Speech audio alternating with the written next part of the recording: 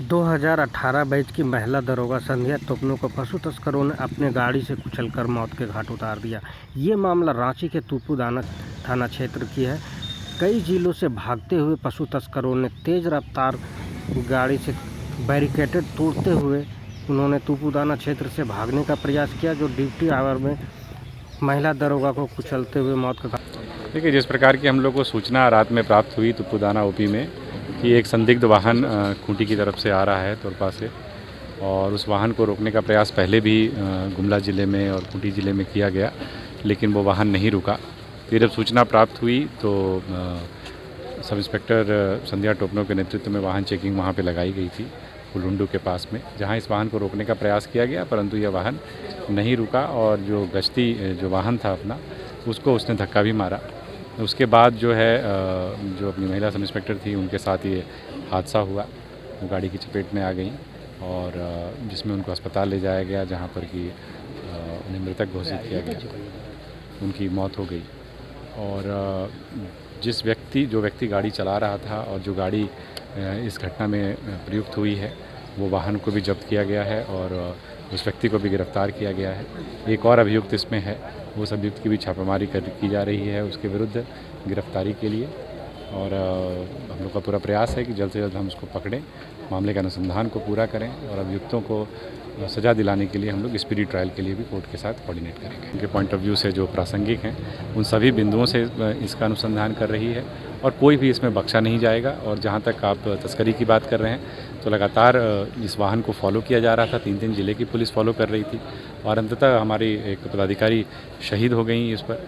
तो पुलिस का पूरा प्रयास रहता है कि इस प्रकार से जो भी आर्थिक रूप से अवैध गतिविधियां चल रही हैं उनके विरुद्ध कार्रवाई होती रहे, और ये मुहिम के तौर पर लेकर के हम लोग इसको आगे भी बढ़ाएंगे। परिवार वालों का एक आरोप है सर, आरोप ये है कि रात को 2 बजे एक महिला प्रभारी को बिना हथियार के 2 कांस्टेबल के साथ भेज दिया गया 2 बजे रात को। ये कहीं सही नहीं है।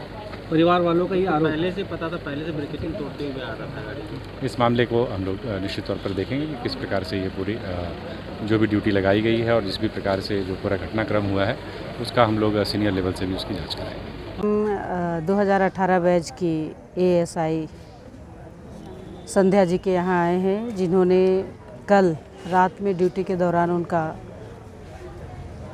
एक्सीडेंट हो गया है। मैं इतना कहना चाहती हूँ कि कोई भी पुलिस अधिकारी अगर कहीं भी कोई ड्यूटी करता है और एक बड़ा घटना को अंजाम दिया जाता है तो ये कहीं ना कहीं संदिग्ध है। मैं आपको यह बताना चाहती हूँ कि जिस तरह से संध्या का घटना रात 1 बजे उनको ड्यूटी देना, तो ये महिला के लिए हित में सही नहीं था और ये कहीं ना कहीं सरकार के ऊपर उंगली उठती है। मैं इतना और भी कहना चाहती हूँ कि लगातार उनका थाना प्रभारी के साथ में संध्या का खटपट होते रहा, ऐसा उनकी माताजी, उनकी बहन और उनका भाई ने मुझे बताए हैं। तो ये भी एक संदिग्ध है। और रात में जब घटना हुई है 1 बजे और उनके घर के सामने का हॉस्पिटल लाया जाता है, तो कम से कम उनके घर में सूचना देना चाहिए था, ताकि उनका घर का एक व्यक्ति जाते रिम्स में और आगे का कार्रवाई के लिए किया जाता। मैं इतना कहना चाहती हूँ कि जिस तरह से हेमंत सोरेन की सरकार है, कानून व्यवस्था पूरी लचर हो चुकी है, ये महिलाओं को सुरक्षित नहीं रख सक रहे हैं।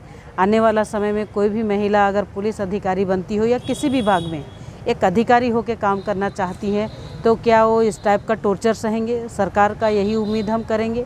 मैं सरकार से मांग करती हूँ कि संध्या का जो इस तरह से मृत्यु हुई है उसका सीबीआई जांच हो, ताकि उनको एक न्याय मिल सके, उनका परिवार को न्याय मिल सके।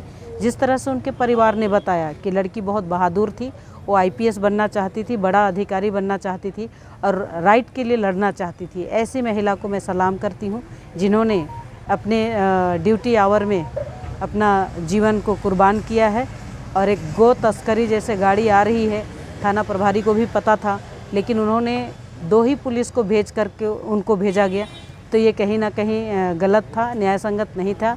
उनका भाई से जब हम बात किए तो उनका भाई ने बताएं कि इस टाइप से ड्यूटी देना उचित नहीं है। भाई ने स्वयं 11 बजे रात में जा कर के उनको ड्यूटी के लिए छोड़ करके आए थे। ये बहुत ही दुर्भाग्यपूर्ण है। मैं तो सरकार पर क्वेश्चन लगाना चाहती हूँ कि अभी तक एक भी ना अधिकारी इनके घर पर आए हैं, ना उनके परिवार से मिलने आए, ना कोई मंत्री आए, ना कोई ही सरकार से एक भी कोई